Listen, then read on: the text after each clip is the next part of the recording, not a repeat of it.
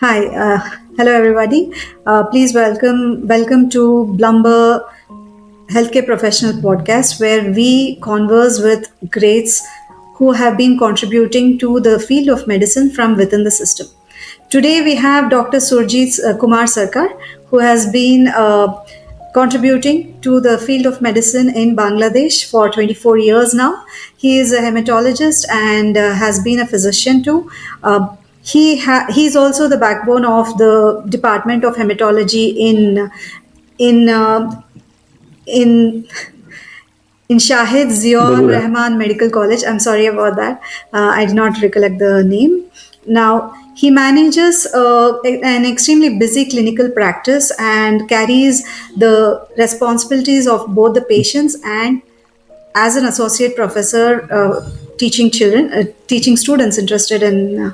Okay, this did not go well. Can I redo the introduction part? Please don't mind me. Okay. Yeah. Welcome to Blumberr Healthcare Podcast, where we explore conversations with the greats of the medical field who are contributing within the system. Today we have Dr. Surojit Kumar Sarkar, who has been in the medical field for the last 24 years. He is a practitioner in Bangladesh, Bogura, and he is a hematologist and a physician. He's also the person behind building the Department of Hematology in Shahid Ziar Rahman Medical College, Bogura. It's a pleasure to have you here, Doctor, and I hope we can talk all about your experiences, your journey as a doctor, and as an associate professor there.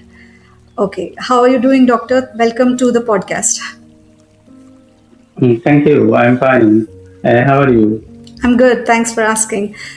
Dr. Sarkar, before we go into hematology as a department and what exactly happens in hematology, I would want to understand, or we would want to understand how exactly your journey began as a medical professional, and then why you chose hematology as the major departments that you wanted to contribute in. Thank you for your nice question. Actually, after passing higher secondary exam, Mm-hmm. I got admitted in the medical college Okay. named Sar Medical College in Dhaka, our capital city, Dhaka. Uh-huh.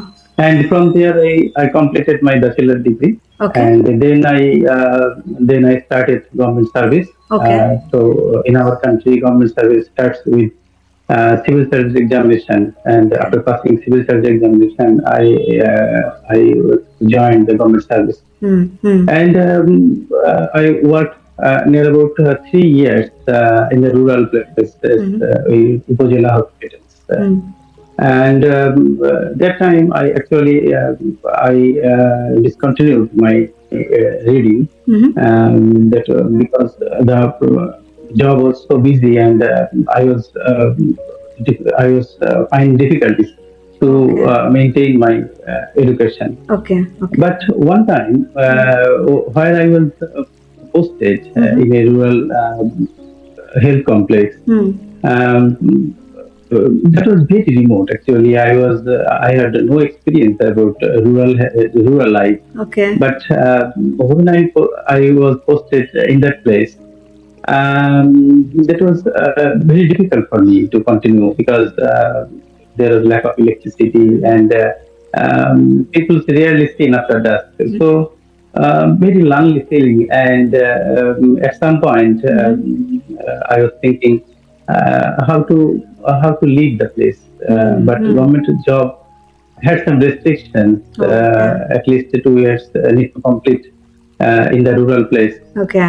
So after completing the duration, I tried to get admitted in post graduation examination, Mm-hmm. because without joining post graduation, without passing post graduate examination, Uh-huh. uh, one cannot be placed posted in the medical college or district hospital or higher hospital like that.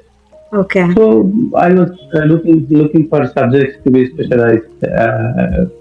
Then I discovered hematology actually, Okay. and because that time I was looking for some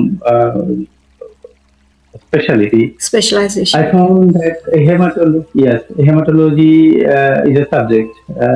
There is a post, but no expert, no no specialist actually, but there are a lot of posts. So I decided to be a hematologist, and I started my Journey as a hematologist. yes, actually.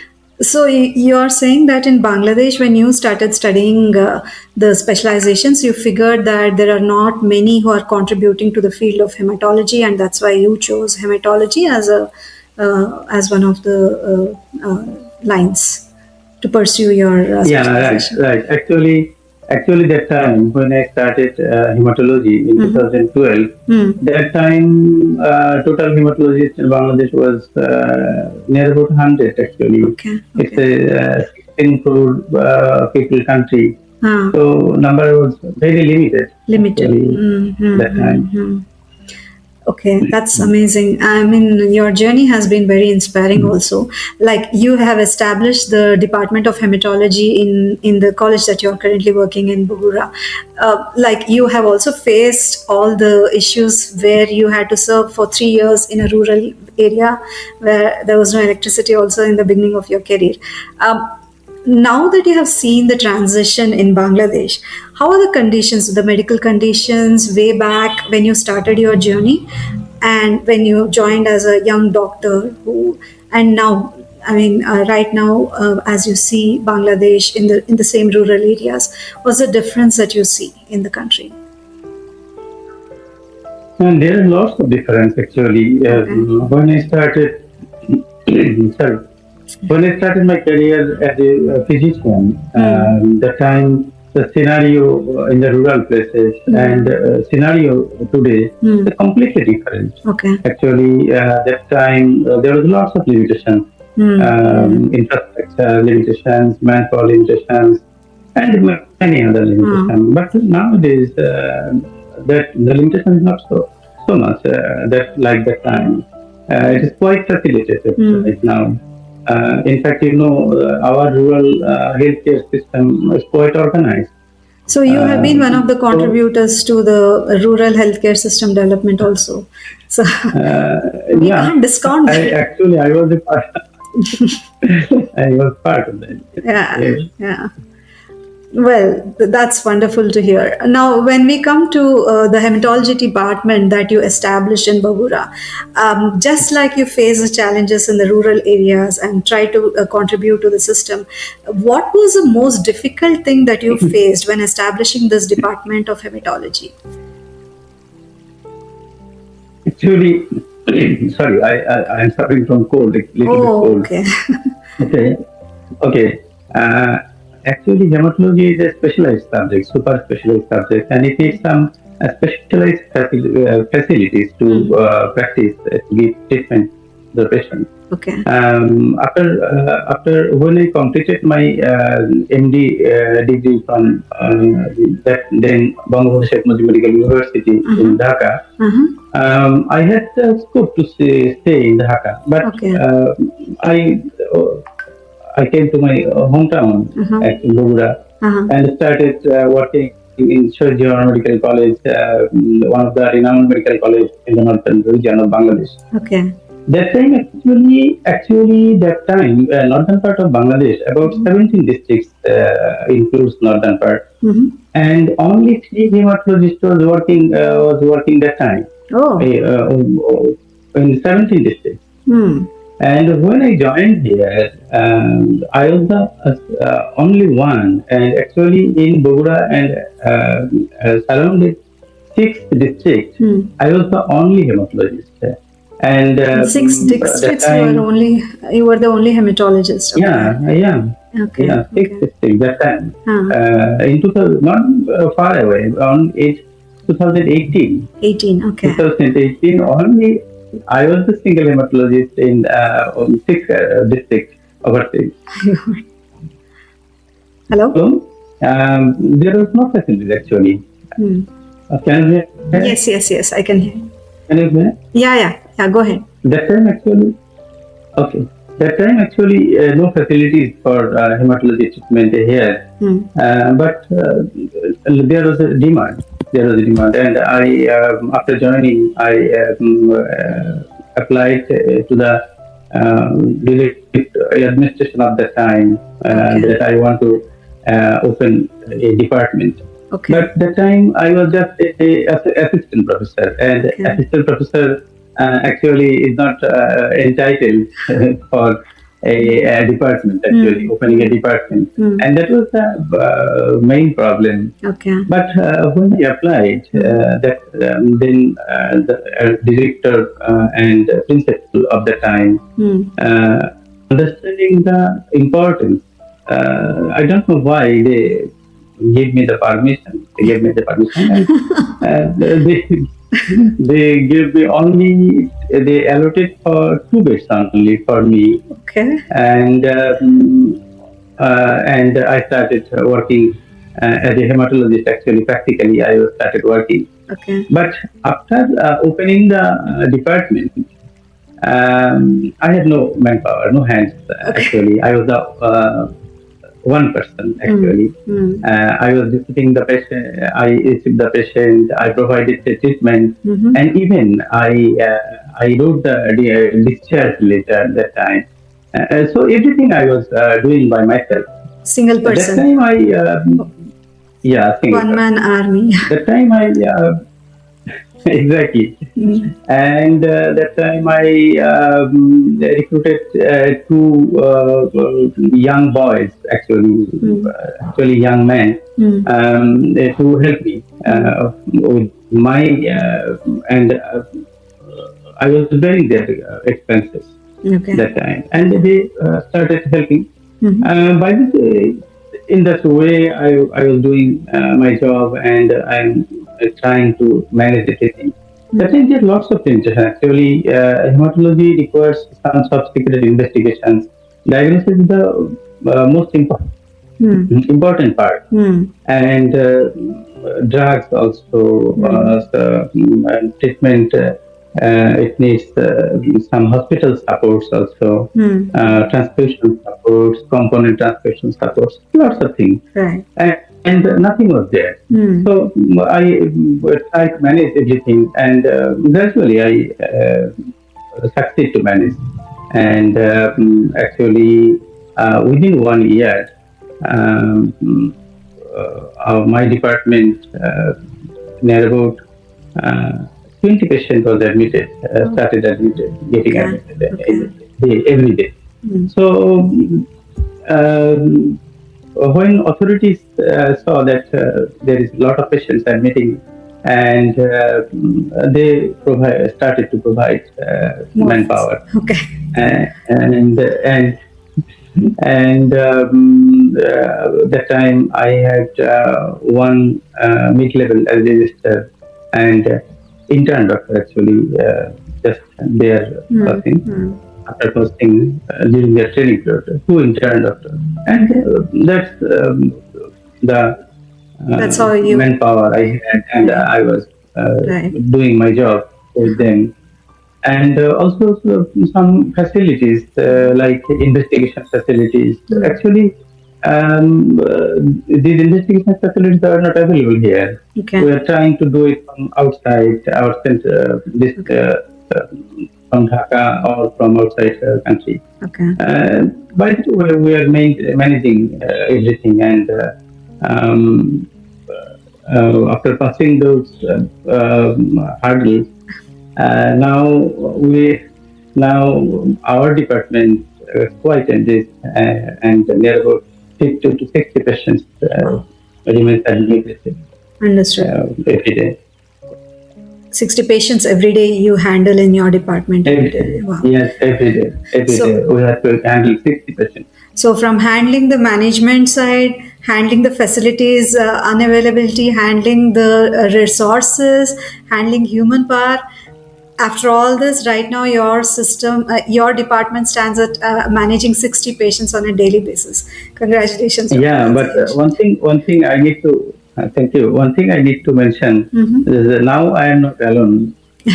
Now we are four hematologists working here, and one professor is here. I am assistant professor, another assistant professor, and one assistant professor. Okay. But still, we have a deficiency in our mid-level doctors. Okay. Okay. So we're trying to do our best. Yeah, yeah, I can see. I mean, you have done a lot of things there, and I really, it's commendable, right? Now, what are the critical resources and systems that are required to run a hematology department or to make it happen the way you did it? What were the critical resources that you required, and what systems helped you help make them happen? Hematology deals with malignancy. Basically, inpatient care, actually, malignancy Okay, care, leukemia, lymphoma, myeloma, like this disease. okay, And managing this disease is very needs some sophisticated system actually. okay, But we all the time we have some lackings of that facilities. okay. And the critical things, what we actually missed, actually, that our system was not developed that time. Our Okay. sisters are not actually well trained, and our most of the patients we deal, they are actually very poor people Okay. because when we started this department in 2019, Hmm. it is a very new department, and those who have the ability, Mm-hmm. they did not want to take treatment from here. Hmm. So we had to deal with the poor people. Actually, Okay. they had no Capacity sufficient to, money yeah, yeah, actually, and yeah, they could not afford their yeah. treatment. Most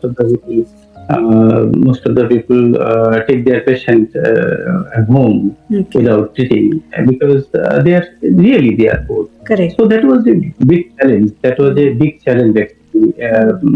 That we had no drug supply that time.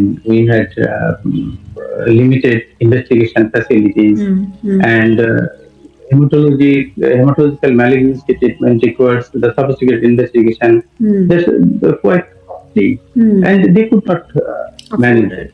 But Hmm. we try to arrange them by many ways, and Hmm. uh, after arranging everything, still some people were not ready to take treatment Okay. because don't know why they want to go better place. Actually, everyone has the right, and Hmm. everyone wants to get treatment. And for ourselves, for myself, actually, at that time I was alone. And for myself, it was difficult to prove that it is a competent center. Right. So there's lots of problems, and critical care actually that time we had not much facilities to deal with the Right. critical care actually. Wow. So these people you said who wanted to take treatment outside, you mean outside of Bogura, like they wanted to go to Dhaka and get treated, or out of the country You itself? know, some people, it depends on their economic capabilities. Some people go to Dhaka, some people go outside country, your country, India, Thailand, Singapore. So depends on their economic condition actually. Got it. And but one thing we had the opportunity actually, that was the big limitation for the whole world. But we had an advantage that time. That was the COVID-19 period. Sorry. Can Actually, you when please? COVID. Yes, yes. COVID-19 yes, COVID-19 during Uh, that time everything was closed, everything was. and yeah, everything was closed. Transportation shut down, and big top hospitals did not admitting the patient. and the patients, many hematological patients, they had no option to go outside. Okay. So they were bound to take treatment here. And Okay. when the situation was normalized, they went outside and they cross-checked. And when they found that diagnosis was accurate and treatment was correct, Hmm. then the trust gap, that was the main problem, and trust gap was minimized. And Okay. since then, we have no problem right now Okay. managing patient, and everyone trusts Hmm. actually. So COVID Uh, helped your department flourish. yeah, COVID help. Very nice. So, when did you actually feel that the department has truly begun making an impact right now? Sorry, I cannot follow. I was asking, when did you actually feel that, going back to your years of contribution to the department, when did you truly feel this is the moment that the impact has started? Like the department will flourish from now and it'll have it's Actually, happened. actually, Actually, I understood it during the COVID-19 because that time the patient was very helpless. Huh. And if I could not started treating patient here, Hmm. they have no way. So that time I feel that it is the right time. I started my job and I can help some people So do their 2000. release. Okay. Yes, 2018. 2021. Okay. Okay. Sorry, So 2018. 2009, Sorry, I'll ask. I Okay. started my department 2019, Okay.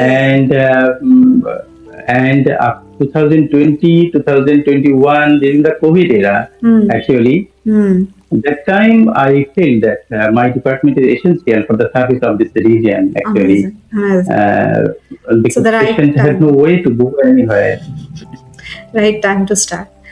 Okay, that's amazing. So, doctor, what exactly is hematology as a medical practice, and what type of conditions does hematology treat? Hematologists treat like yourself. Yeah. Hematology is a blood disorder actually. Blood has three types of cells, Okay. and any disorder of Mm-hmm. these three types of cells and coagulation disorder. Hmm. This all includes hematology, mostly anemia, leukemia, lymphoma, bleeding disorder. Hmm. All these are hematology. All these are treated by hematologists. Okay. Okay. So, the blood bleeding disorder is like I get a cut somewhere and the continuously oozes out and it doesn't stop. Yes, yeah, yeah. Okay. If you see any patient, his or her skin Hmm. is reddened and the Hmm. pinpointing areas and some areas of blackish areas, or when someone brushes his or her tooth Hmm. and bleeds, there Okay. is also bleeding disorder. Okay. Understood. Okay. So, particularly in South Asia or in Bangladesh, where you're practicing hematology, right? There, what are the common blood disorders that you come across, or as per data? Most common, most common blood disorders actually anemia. Anemia. In our subcontinent, the disease pattern is quite similar. Okay.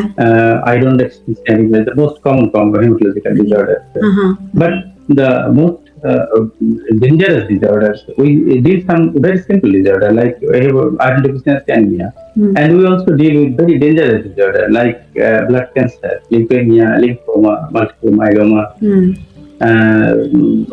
thalassemia, Mm-hmm. and hemophilia, like this. Okay. They are most common diseases. Okay. You're saying leukemia. All these are also common right now among South Asians. But Quite common. quite common. Okay. Quite common. Hmm. Why do you think this has happened? Is it like because of life changes or food habits? Why exactly are these increasing? Anemia, lymphoma, leukemia, all of these. Anemia is mostly most of the anemia patients are iron deficiency anemia, and it is due to dietary cause actually. It's due to dietary cause, some bleeding disorders actually, some female patients Okay. who has excessive menstrual loss, some patients who have GIT loss, uh, and so only two common cause in case of iron deficiency anemia is one is the dietary cause and another is bleeding of unknown sources from Oh, okay. outside. Yeah. And but if you think about other disease Mm-hmm. like leukemia, Mm-hmm. we know there are a lot of risk factors, but exact etiology is not known. We don't know what's the reason behind leukemia. But Mm-hmm. one thing we know that it is the fate actually once the disease of the your blood Blood. Yeah. Yeah. will get affected. Yeah. Yeah. Yeah. Yeah, I mean, so many patients are increasing in leukemia, and data is saying, but I mean, we don't know the exact reason why there is an increase in the number of patients. That's quite understandable. We can we can get some risk factors, but exact etiology is not actually known. Understood. You mentioned earlier that your department right now manages 60 patients on a daily basis, and you said that's quite a high volume there, considering the number of beds that is allocated to you and the number of people who are working in your department. That is quite a large number, and still you're managing. Now, how are you managing? How are you also managing the quality of the care and the number of patients? How do you handle all this, doctor? It must be a pressure situation all day. Yeah, really. Actually, if you say quality care, we are giving quality treatment. But if I cannot say that we are providing quality care, care means lots of things. Mm-hmm. But we cannot provide actually proper care, Mm. but proper treatment Okay. because we have only 25 to 30 Beds. allocated beds. Okay. Yes, actually 25. But we have to provide treatment 50 to 60 patients every day. Oh. They remain admitted all the time. So they are for these extra patients, Uh-huh. we cannot afford our adequate and if you quality care. If you say quality care, we Mm. cannot afford quality care for them. Mm. We can give quality care to some patients, Mm-hmm. those who are in our within our facilities. Okay. But those outside our facilities, we cannot give them actually proper care. Okay. But treatment is same, most of the treatments are universally accepted. Understood. So treatment is same, but care system, if you consider it, we have some lacks definitely. Um, And I think this is the real scenario for all over the not only in our country but also in some parts in Southeast Asia region. mm. Uh, Understood. So, when you say that only 25 beds are available, 25-30 beds are available, and you need to accommodate a certain number of patients in house, and the rest cannot be provided beds, and of course, quality care is not possible to them. Now, for these people, we yeah. we provide them bed, but not in the good quality care system. Ah, okay. They are getting treatment in extra bed, extra Oh, like room, that. like that. Okay. Understood. Understood. Limited facility. Do you choose like I mean, of course you cannot provide everybody the quality care possible because of the limitations that you have, and but do you select the kind of patients who need the top quality care possible, and how do you, what are your criteria to select such patients? Actually, our patients, we select some patients. Okay. We know the disease Uh-huh. and we know the critical patients. So we try to provide the critical patients the best facilities, the Understood. quality care Okay. system. Okay. Actually, some patients like thalassemia, hemophilia, Hmm. this patient usually doesn't need some critical care. These are not so critical patients, Okay. Okay. and they actually do not need hygienic condition Hmm. Hmm. and Hmm. Hmm. too much facility. Understood. We try to give the facilities for the malignant patients, those Okay. who really Based need.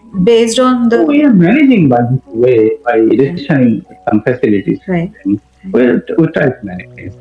Based on the Our kind. system.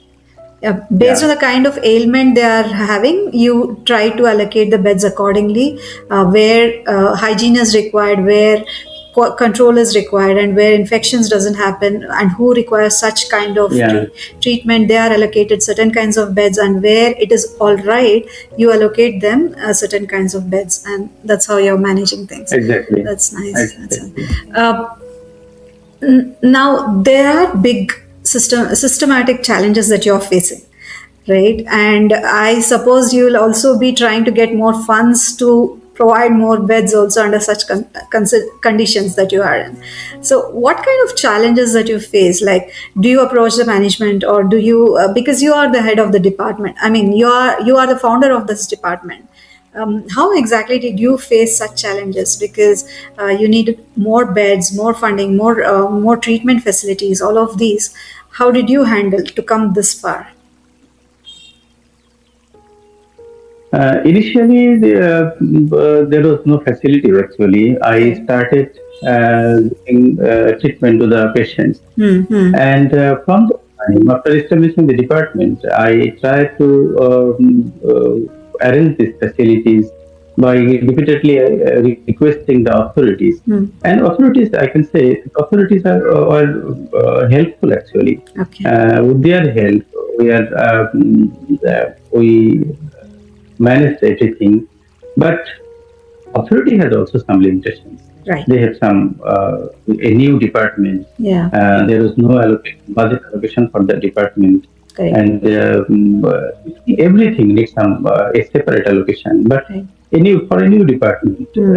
it was not available at the Hmm. time. Hmm. So they at the time, but after that, a few years, Hmm. now they are managing everything. They Okay. are Okay. providing free medicine. Hmm. They are giving extra facilities. Hmm. Some Hmm. malignant patients are getting free of cost treatment. Okay.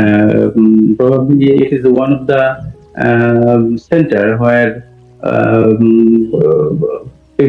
patient gets treatment with very small expenses. Wow. Most of the drugs are government supply. Wow. The government supplying most of the drugs, Okay. and the investigations available here Hmm. are mostly done free of cost. Oh So wow. patients Okay. are getting facilities. So it is both If you from compare it, if you industry. compare it from the best center to the best center, Okay. then the question of quality care is far lacking from that center. What I'm trying to understand. Got it. So your department was supported both from by the management of your hospital, and also the government has been supporting. So and that's nice. Yeah, Yeah. it's a government hospital actually. Everything is government supported. Government supported. Okay, understood. Sorry, I got it wrong initially. Yeah. Okay. No. So the now about the awareness, let's come to the patients, like a little about hematology science, and sorry, the I mean, if there is a critical condition in a human being, the blood conditions, right, blood disorders, people usually ignore a lot of things that is going on with them. But when they come to a hematologist like yourself, and you test them, and then you tell them that this is what is going on, and maybe they'll come for some reason, but the physician or somebody who has tested them will say that this is not what it is, and you need to consult a hematologist. And when the person comes to you, a hematologist, and you tell him this is your issue, and you have been ignoring science for a long time, and what kind of warning signs can can a person look into, and when should they actually start taking seriously that something is seriously wrong with me or anybody else? Yeah. Yeah. Um, there are some two types of disease actually. Okay. Some disease we can prevent. Hmm. Some disease we have no control Correct. actually.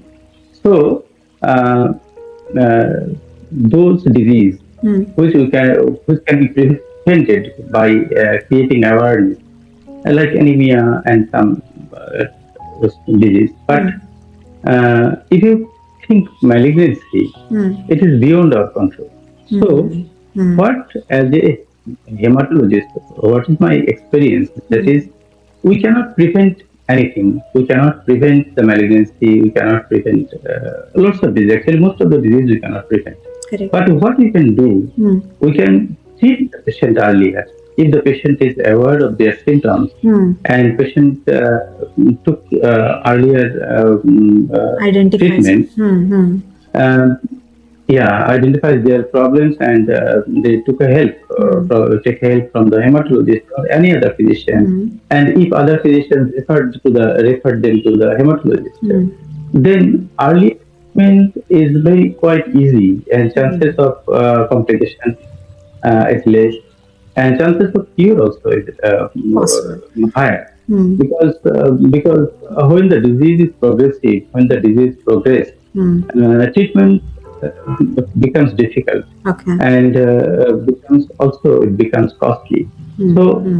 some features, some symptoms, if a person experience with him or her, Hmm.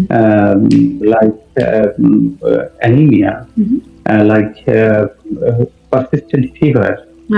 like bleeding manifestations, and if he or she feels there is a lump in her axilla or groin or neck, Ah. then or any lump in his or her abdomen, Uh-huh. uh, okay, then he or she should consult with a physician. Even if hematologist is not available, they can consult with general physician, medicine, internal physician, or any other physician. If they think that there is some problems, they can refer the patient to hematologist. Hmm. Hmm. So the names that you mentioned about the blood disorders, anemia and bleeding disorders, and Bleeding, also uh, McNeilis. For all this, there are certain identifications that we can and observe. malignancy. Okay. Sorry. For each of the disorders that you mentioned, let's say leukemia or lymphomania, what kind of identifications, like what kind of signs can we observe in our body so that we can identify earlier and approach a physician or a doctor or a hematologist? Yeah, I mentioned that if a patient is leukemia, if patient Uh-huh. has leukemia, Okay. he usually develops, he or she will develop, patient develops three types of symptoms actually. Okay. Persistent fever, long time fever actually, Oh, okay. and bleeding disorder, bleeding manifestations, and anemia. Okay. And Okay. in some patients, a lump in the Abdomen. neck, Yeah. the axilla, abdomen, groin. Okay. These are the symptoms. Understood. And this is hematological malignancy, hematological cancer actually. Uh-huh. Uh, Almost all diseases have quite similar symptoms. Okay. So if anyone has this one of these symptoms, he or she should consult with a physician. Okay. Not that the one of the symptoms it signifies malignancy, cancer. Hmm. Not like that, Hmm. um, but this should be excluded. Okay, understood. That it is not a malignant disorder. Okay, got it. So, from your experience that you have had all through in the current diagnostic facilities that we have across South Asia, what kind of improvements do you suggest can be brought into picture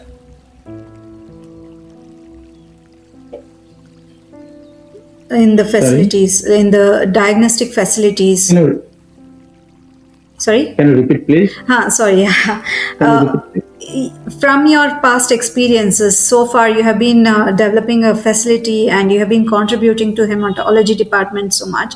The diagnostic facilities that are there currently in South Asia, Bangladesh, India, everywhere, right? What kind of improvements can happen so that we can identify blood disorders early on in or curtail them in certain regions? Blood malignant disorders diagnosis is very critical. Okay. No one center can be self-sufficient for this disorder. Okay. Okay. I don't think that even in your country you are very advanced from ours, Mm-hmm. and some critical investigations we do from your centers. Uh-huh. Uh, but even in your country, not a single center is sufficient. So, managing hematology, Mm-hmm. it needs actually interconnectivity. Some Okay. centers better with this investigation. Some other center is doing another investigations they are good at. Mm. So, in our region, Mm-hmm. in our country, Mm-hmm. we have a big lack of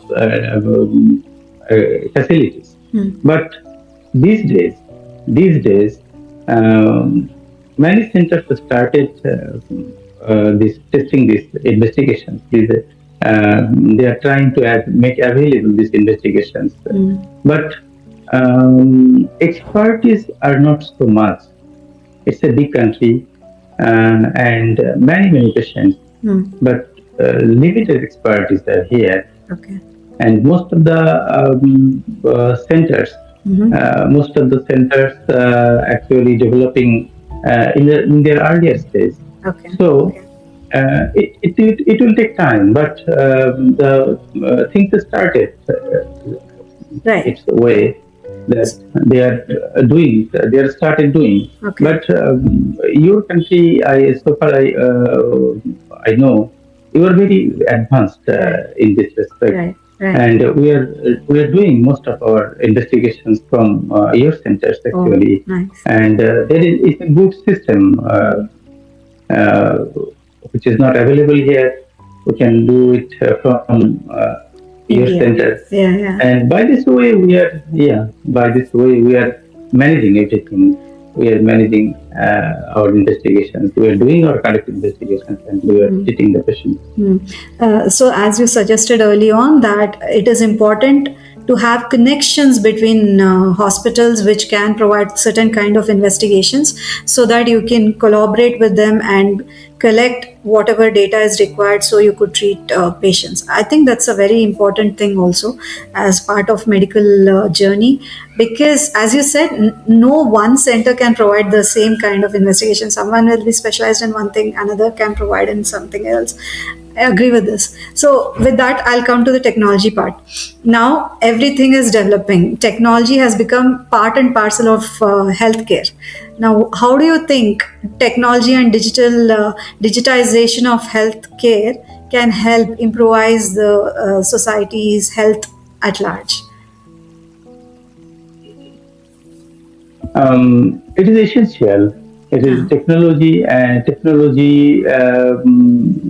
should play a greater role Mm-hmm. because where limited resources are there, and where limitation of expertise, Mm. and technology can bridge this gap. Mm. Actually, if Mm. you have an expert in your country, Mm. I can connect them through Mm. this technology, Correct. and it's happening. It's started to happen Correct. actually. I think we should be technology. We should advance our technology and connect people, connect Mm-hmm. not only people, Mm. connect with the professionals, Okay. so that we can provide better treatment for the patients. Okay. A patient from a village, a rural Mm. Mm. area, Mm. Mm.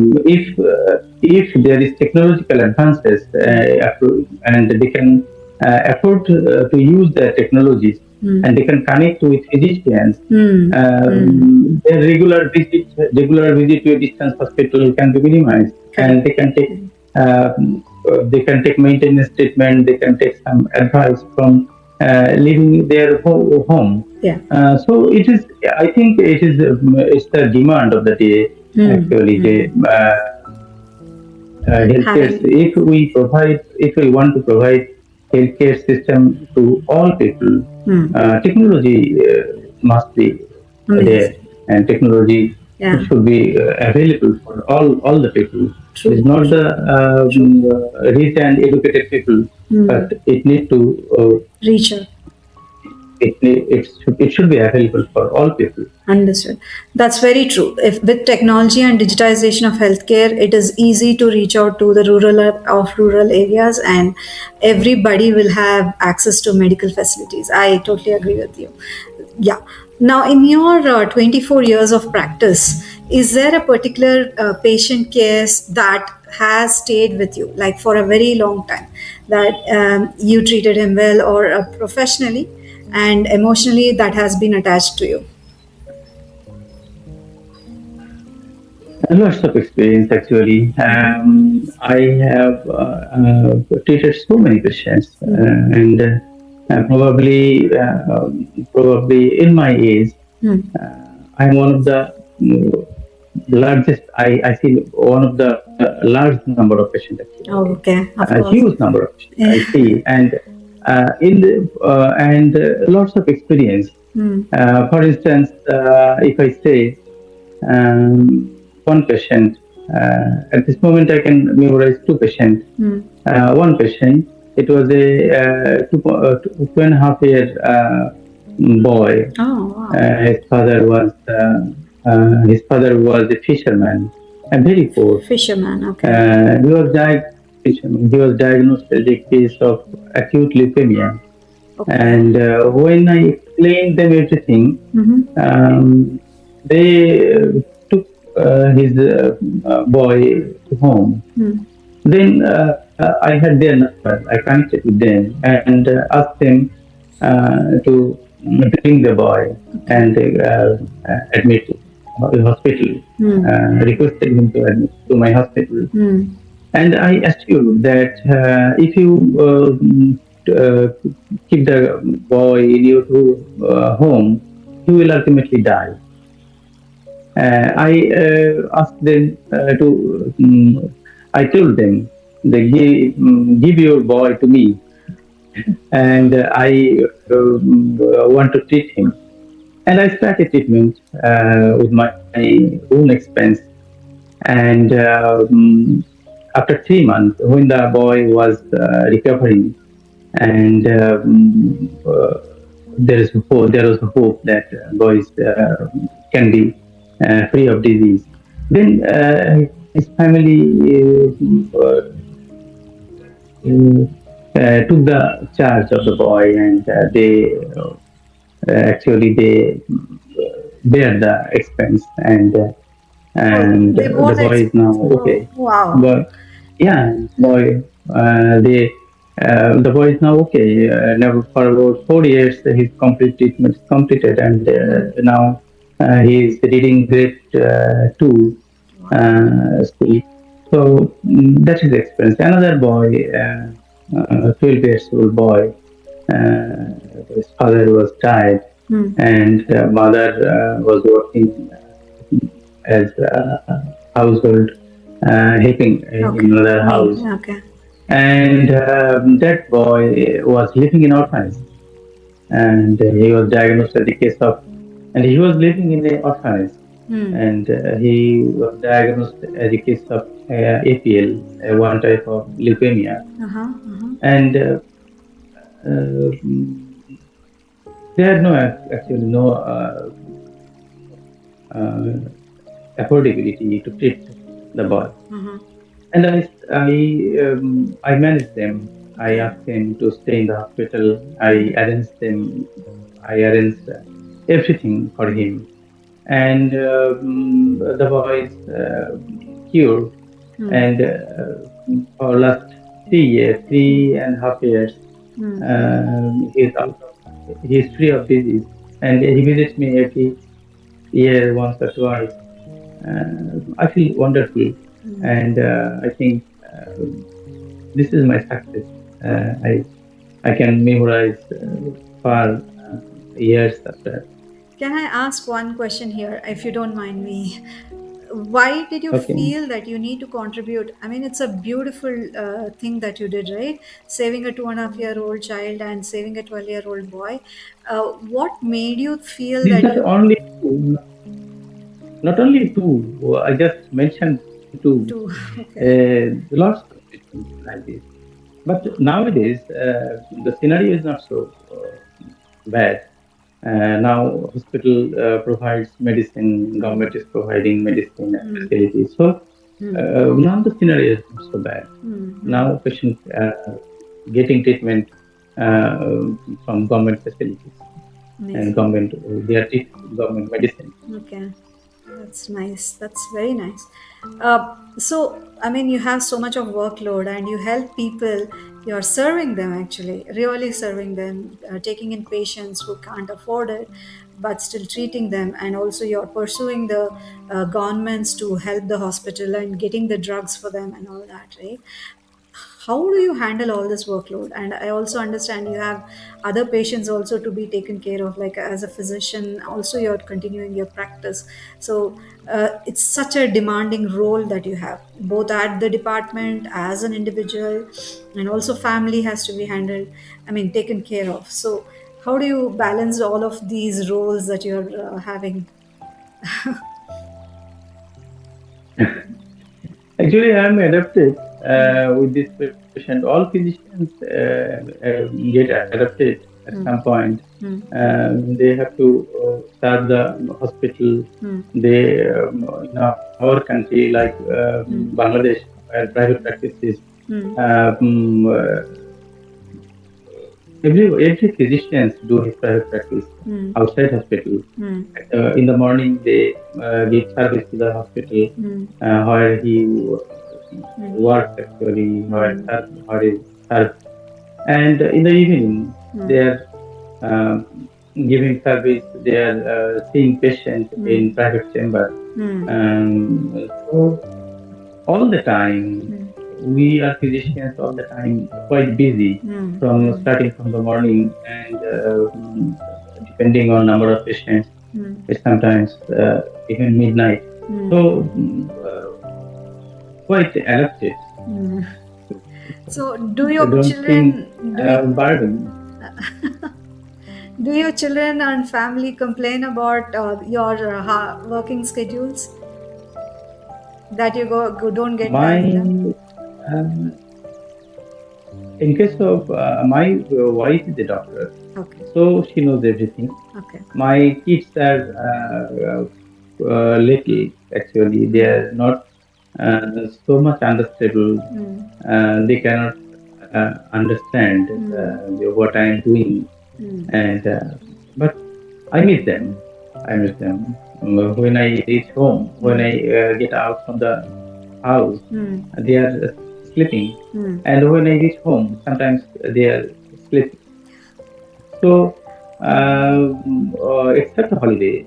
Last couple of questions. I am really glad that you are spending time with your family in the nights and during the holidays whenever possible. And it's nice to know that such a dutiful, caring doctor and a caring family man. That's a wonderful Thank you. combination. Now, a small advice if you want to give young doctors who are looking at hematology as a profession, as a career. Hematology is one of the super specialized subject, Okay. and building career in hematology is a nice one. But one thing, Hmm. sometimes um, uh, um, it's heartbreaking actually sometimes Hmm. because uh, almost every day Hmm. I have to deliver some bad news. Hmm. I have to see Death. tears Yeah. from the affected people. Yeah. I have to see. happy family fall apart. mm, So these are some drawbacks of this subject. But mm, as a subject, mm, as a part of medical science, mm. it is an excellent subject Okay. because diagnosis is pinpoint, Mm, management, wherever he lies, he practice. mm, A practice is internationally accepted, international practice. mm, And mm, hematology practice mm. usually hematology practice doesn't change from place to place Right. because Right. protocols, the treatment protocols used, Mm-hmm. these are universally accepted Mm, treatment protocols. So this is another area of satisfaction that if a hematologist diagnose a disease and treat, mm, usually it doesn't change in another place. mm, So that's the another point. And most important thing is that pinpoint diagnosis is possible here. And lots of disease. mm, Few years ago, there was no explanation, mm, but mm. nowadays in hematology, we have some explanation, and we can cure them. We are treating them. Many of them are curing. And Amazing. one most important thing is hematology as a subject is not so much well-known subject Okay. in many parts of the Good. country, and I think many part not only in our countries, in some other countries, I have some experience. Yeah. So, building career in hematology and de- fulfilling the demand of the patient Mm, who are suffering from hematological disease. mm-hmm. Um, if anyone thinks that he will do something for the people, Mm-hmm. he wants to do something for the medical profession, Mm-hmm. it's a good choice, and Okay. I think it's a good option. Nice. And though it is in some parts, I shared you that sometimes it really becomes heartbreaking when the scenarios arise. Yes. Yes.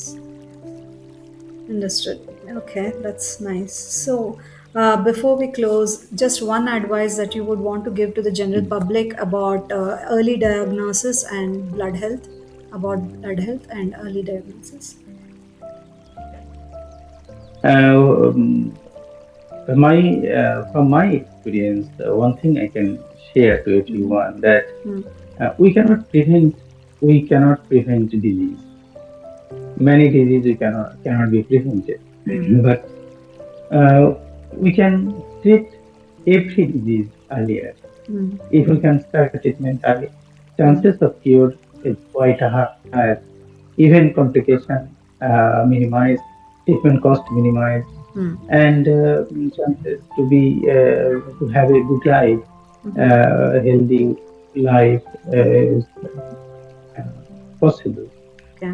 So everyone, wherever he lives, Mm-hmm. if he develops some symptoms like Mm-hmm. uh, hematological diseases, Mm-hmm.